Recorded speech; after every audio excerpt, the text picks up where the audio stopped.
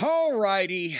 We had some fun here. I've been stalling off on doing this because I wanted to have fun at first with the the funniness. But I've been saying for a couple weeks, Brian, you know what this is, but I've been saying for a couple weeks that I was going to make a big announcement today about something we got coming up at jimcornette.com, Cornette's Collectibles, et cetera, et cetera. And it's not just a plug, it's going to be a story. And I wasn't sure how I was going to do it anyway. I was probably just going to tell the story, which there's points in that story. It was going to be difficult enough for me to get through. And I was telling you that earlier this morning before we started doing this. And 15 minutes before we started taping this program, somebody reminded me on Twitter, I did not plan this part. I'm making this announcement because the shit's actually about to happen. It's been a couple years in the making. So, but I didn't plan that this, as we're sitting here talking, Brian, is 2 years to the day that Bobby Eaton passed away. Oh my God, I didn't know that either. Even realize, because I don't know what date it is anymore anyway. I just talk to you every fucking day on tape, right? So that threw me off a little bit with whether I'm going to get this out or not. But nevertheless, you know, Brian, that this year, 2023-2024, is the 40th anniversary of the formation of the Midnight Express. Bobby Eaton, Dennis Condrey, and myself in Mid-South. We started the day before Thanksgiving with the first television taping of 1983, and then came back 2 weeks later and did another TV taping, and then started full-time in the territory Christmas Day in New Orleans of 1983. But 1984 has always been the year that's kind of been linked with this because that was our big run. So we always considered the 3-4 year to be the anniversary. And actually, it's kind of hit, and without us even meaning to, starting with 20, it was 2004 that Dennis moved back to Alabama and reconnected with us, got back involved in wrestling, and we started doing the reunions for our 20th anniversary. And then the 25th anniversary, Bobby and Dennis were already still working regularly at that time on Independence. And you remember toward the, last of the 2000s, they were in demand and doing big business again with the rock and roll and the Steiners and those guys in the Carolinas. They were, doing college, high school gyms, couple thousand people. But the 25th anniversary technically was the Midnight Express scrapbook. And that has gone on to achieve, fucking infamy on eBay when you can get one. And then the 30th anniversary was, we were still doing Fan Fest, but we did a string of, the Fan Fest in our old stomping grounds. That's when we got inducted in the Hall of Heroes in Charlotte, and Stan was involved in all of these, obviously. And then the 35th anniversary, because now that was 2018, 2019. And by this point, we were all stretching it a little bit at this point chronologically, but that was the year that Dennis was finally able to come back and do public appearances. He had been pretty much at home for 2.5 years with 2 different rounds with cancer, which he won both. And we built, obviously, Bobby was not wrestling anymore by this time. Stan has not wrestled for quite some time.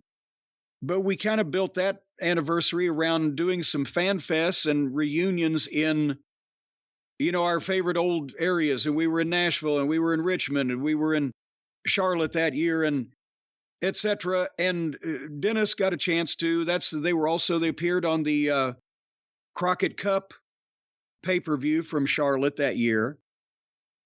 That was the chance for Dennis to come back and get a chance to see all the fans again and kind of get used to doing appearances with his artificial voice box. So anyway, the last one of those that we got to do in 2018, 2019, we were all four in goddamn somewhere right before this, but then the last one of the midnight reunions was on the show that Sigmund of the Heat Seekers did for Bobby in Knoxville, the Don't Tell Bobby show that was advertised on social media. And the rib was, if you didn't tell Bobby because he didn't have a computer and didn't have a smartphone, he wouldn't know about it. And we surprised him with it. And we raised some money for him that night for the medical bills that he had had. And that was the last time Bobby and Dennis and I were together in the same place. And at that time, you know, then the pandemic came along, and what was it? It was February of 2020, and all shows, reunions, etc., got shut down.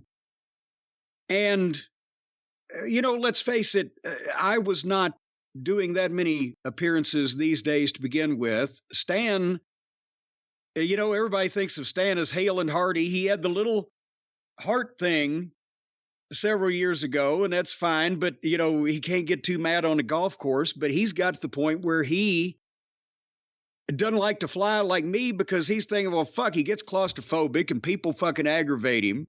And he's thinking, well, what the fuck, if my fucking thing goes off here on the plane, I'm 5 miles up. So he doesn't travel that much anymore. He's 70, by the way. Happy birthday, Stanfield. He just turned 70. His problem is with his genes, he may live to be 100.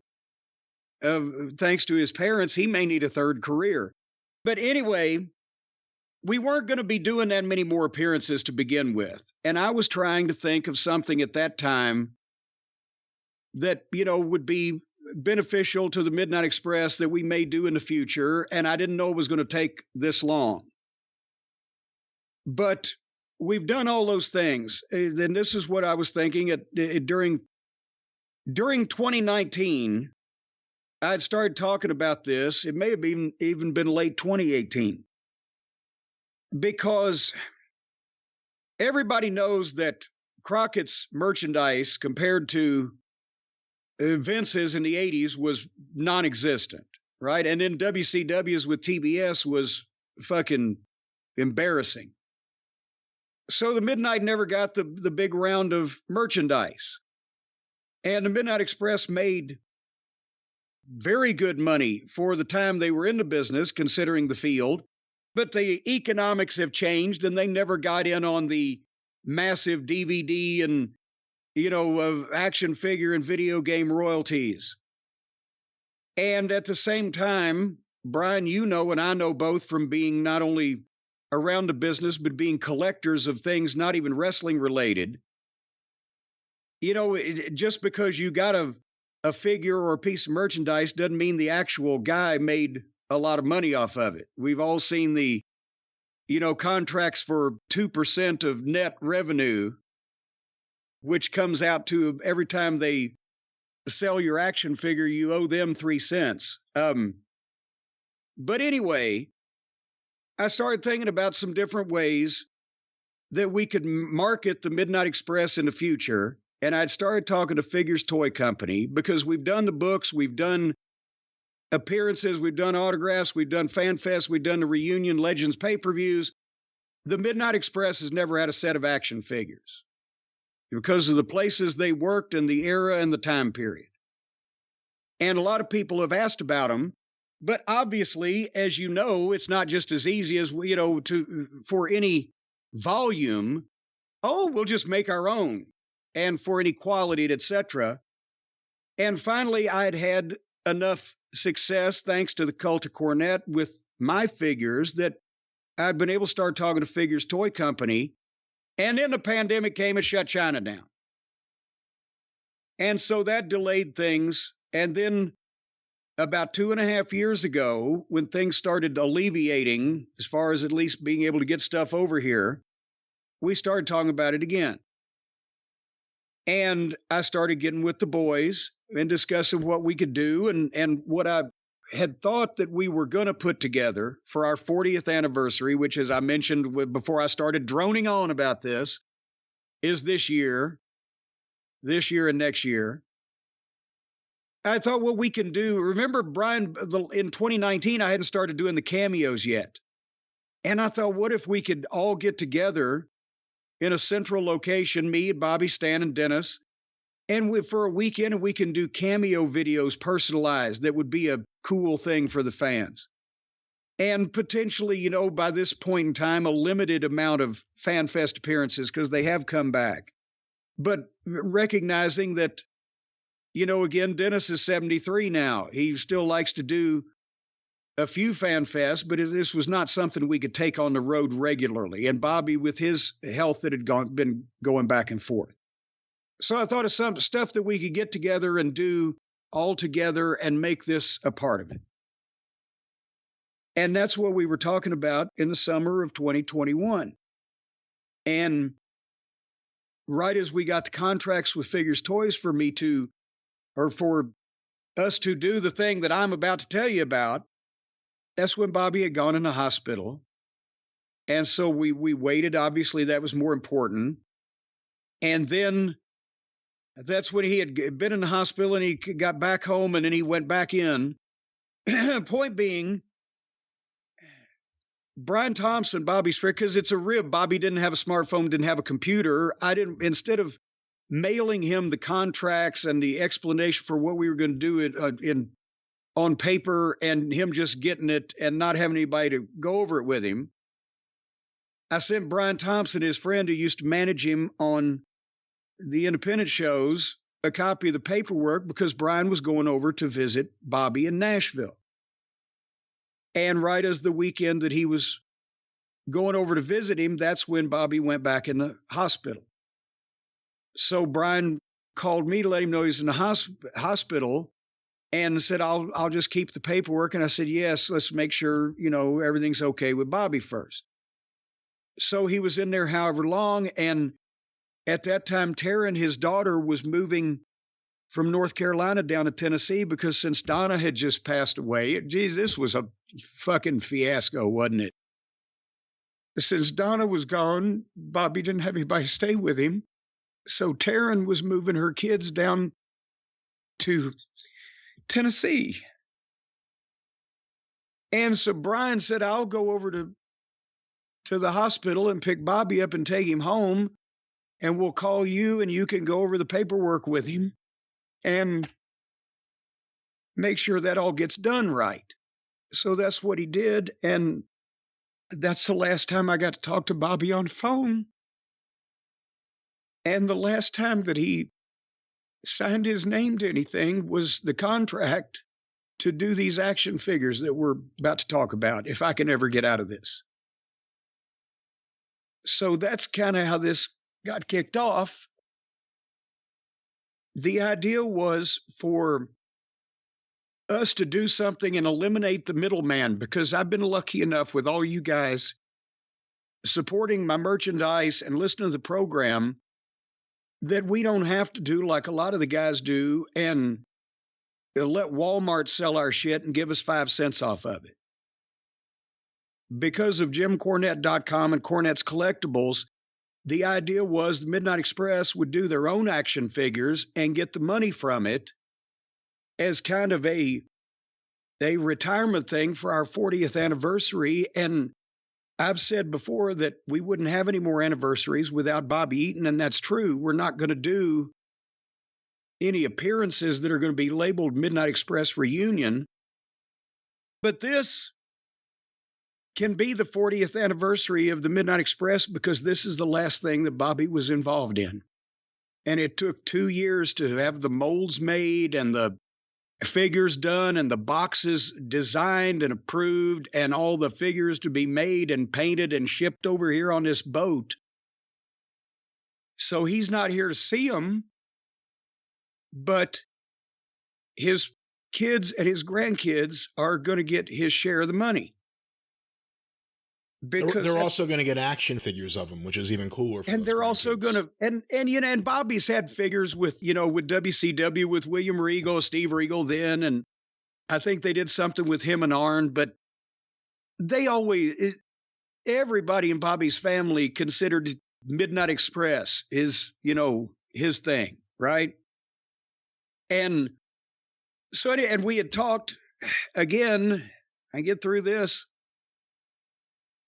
I mentioned to Dennis, that obviously when we were talking about the financial arrangements and how we would split the money, what the costs were estimated to be, he had said, Corny, between now, because I told him, I said, it's going to take 2 years to get these out. And he said, well, 2 years from now, this was some spring or summer of 2021. He said, not to be morbid, but I've already had cancer twice and I'm past 70.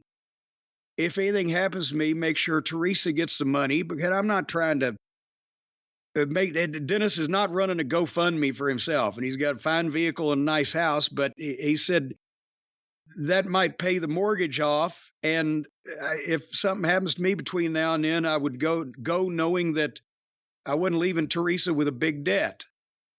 So that's putting some pressure on me.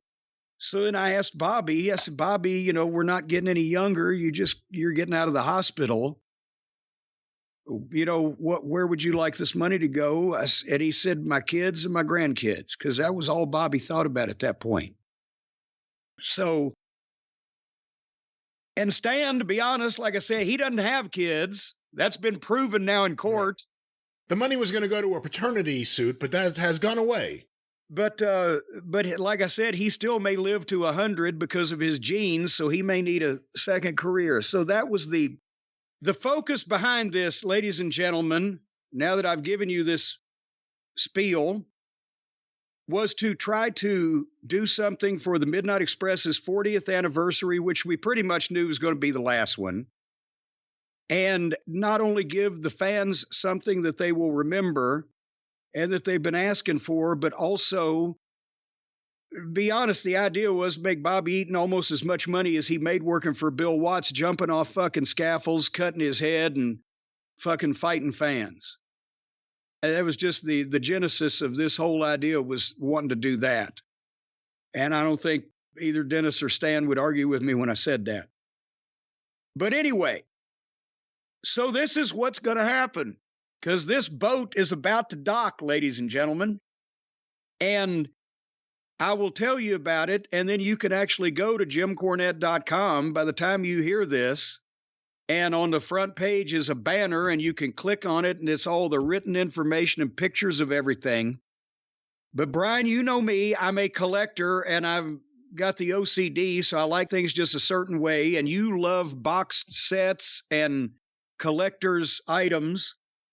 And I said this was the biggest project that Cornette's Collectibles has undertaken, and that's not even close, actually, at this point. What we are doing is a 40th anniversary box set of all four of us. Not only for the first time Midnight, but first time all four of us. Randy, Norvell. Quit. Sorry. Quit. I couldn't find Norvell to get him to sign the contract. But Bobby, Dennis, Stan, and myself, the Midnight, are all in their matching reunion gear that we got made 20 years ago. I am a completely different design than any of my previous single figures. And it's in a display box that you can set on your shelf that is illustrated with photos from various points in our careers with holding championship gold and etc.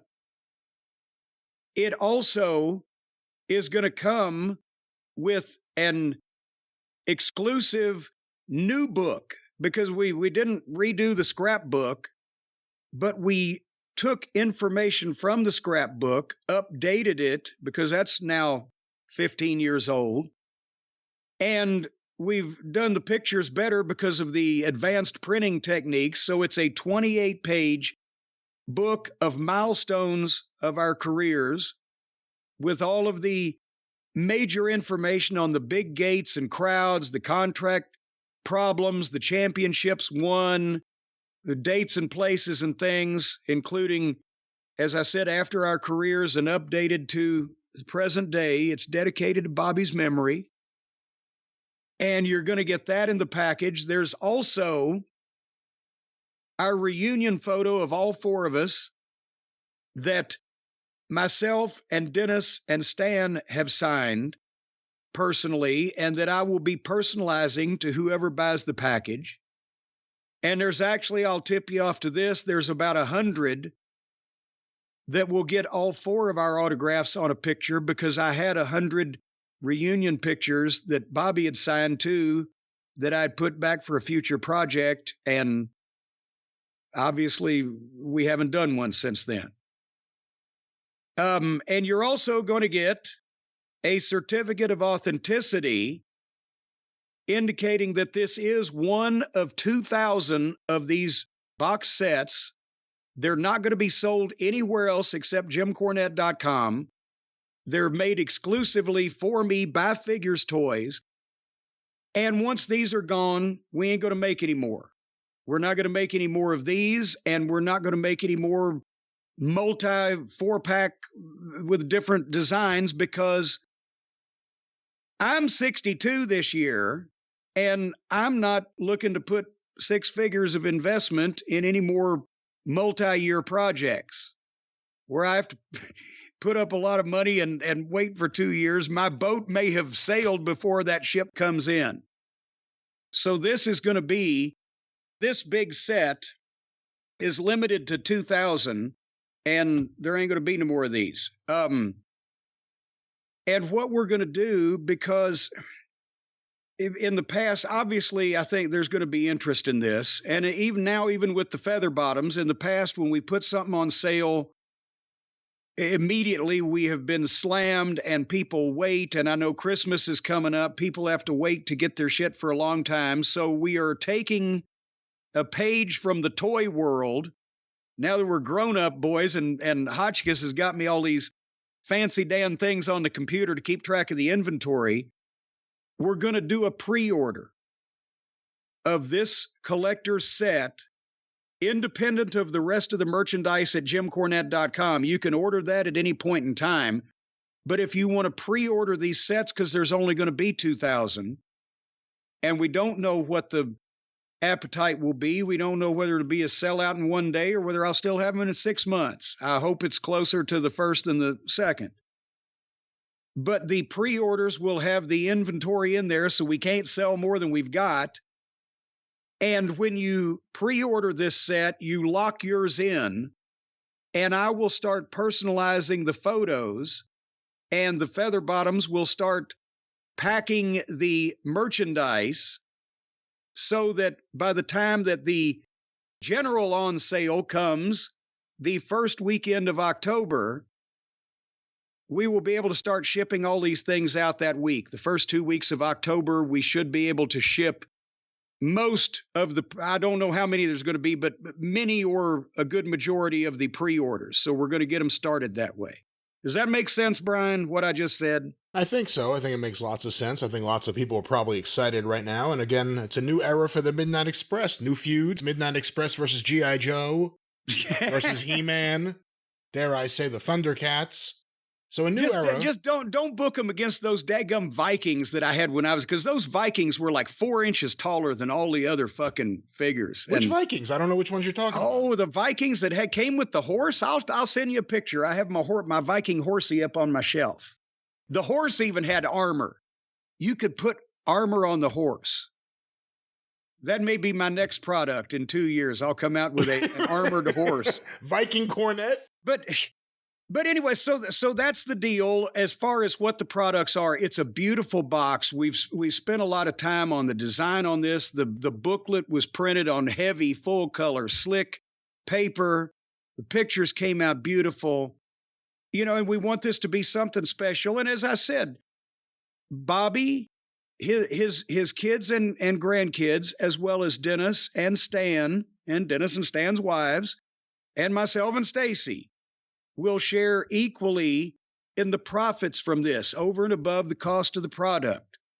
And that's something that, you know, a lot of the guys, you know, I mean, a lot of the guys are going and doing fan fests and things and selling their merchandise, but a lot of them are on guarantees and they use agents or whatever. The guys that got screwed from the previous generation that didn't get into these multi-million-dollar video games and the modern era of merchandise and guaranteed contracts and etc., you know, they've had to do deals with middlemen to get merchandise or do Legends deals or whatever. And I'm glad we're able and in a position, and thank you again to the listeners, where we can do this. And this is not going to be a goddamn WrestleMania payoff for anybody. I don't want to lead you to believe that, but I'm not trying to give you any more of a sob story than I've already given you to begin with. But for this amount of money that potentially we can generate, it means something to these guys. I'll be happy if I break even. I'm not sure I would have done this amount of work and this amount of stress for my part in this, except for the chance to give the Midnight Express fans one more, big deal that they haven't gotten before, and to make sure that Dennis and Stan and now Bobby's kids have, a little bit of something to remember the fans by, if nothing else. Anyway, so it's not a GoFundMe. It's a chance to show your appreciation to these guys that didn't get in on the big checks, and at the same time receive not only equal value, but let's face it, we don't do any more of these 4-packs. These things are going to be resold on eBay at some point later on. So I think you'll probably be able to get your money back or turn a small profit eventually. And if you go to jimcornette.com right now, then as I said, you'll see the banner on the front page. You can go to the listing that has all the information on everything you get. And the pre-orders will begin at jimcornette.com Saturday, September 2nd at noon Eastern time. If you jump in then, I will keep you posted on how these sales are going on the podcast. I have no idea, folks. I would hope everybody that wants it gets in early. But then the pre-orders will be up for the month of September. And then our Christmas season officially begins the first weekend of October. More on that later on, where if there are any left of these, they will go on sale generally, and we will be filling the pre-orders by the first 2 weeks of October. We got a whole battle plan for this one. Are you snapping your fingers? I was putting my pen back in the thing, and then I think I did that too. We're snappy service. We're copying the McDonald's snappy service patent. All right, that's any questions, Brian? No questions. Very exciting project. A lot of people, like you said, wrestling figures are maybe bigger now than ever before, because you don't just have people becoming fans and buying figures of people being marketed for kids. You have people like me who grew up in the era where the wrestling figures were introduced. We've had them our entire lives. Now you start seeing stuff with the guys who never got the merchandise. Really cool project to finally have Midnight Express figures. Well, and here's official the thing. Midnight Express figures. Well, thank you. And here's there's some people have tried to make their own from what I've seen on the internet a time or two, and that won't fly, but they can't do it in this quantity because the 2004 packs is 8,000 figures. And these things are some either small Chinese children or old Chinese women with a very tiny paintbrush have to hate me and all my friends at this point. But anyway, what I was going to say was some guys that were huge stars in the business at that time, just because of where they were or weren't, either didn't get figures or didn't get that many. Think about Tully Blanchard. I've seen one figure of him in a 4-pack of the Horsemen after he was inducted, or they were all inducted in the Hall of Fame. Yeah. And I would bet you that even though they sold that in Walmart, Tully didn't immediately retire and buy beachfront property in fucking Rio de Janeiro off of that figure. And when you think about it, not to be disrespectful, but just considering relative standing in the wrestling, that Tito Santana has had more figures than the Midnight Express. Well, that's true, of course. There was the original Yes. LJN, then he joined Strike Force, and it was another one, and then he became Yes. El Matador. There was another Yes. figure, and there was a Mattel one about a decade ago or so. Yes. Ariba. He might have got the beachfront property. Yeah, but that was from Paul Alperstein. Thank you. I'll be here all week. The AWF champion, Tito Santana. You'll be there all week, but Paul wasn't. He went out of business after one taping, didn't he? No, it was a few tapings, and it was a bizarre. I shouldn't say bizarre. It was just a puzzling way of doing these tapings. They paid the audience, I think, to be there. They paid 1,000 people $50 each to come in and be a raving, involved audience for hours and hours of bad wrestling on TV. Yeah, of squash matches with guys who were better known in the 80s. Not even like them against each other, them against nobodies. And it was a weird setting because the fans were just fake reacting to everything. And it was the world's first ever negative $50,000 house. I guess that is true. That's the first thing they paid 1,000 people $50 because this was 30 years ago when you didn't have to really pay people to come to wrestling. It was starting to be that way, but all right.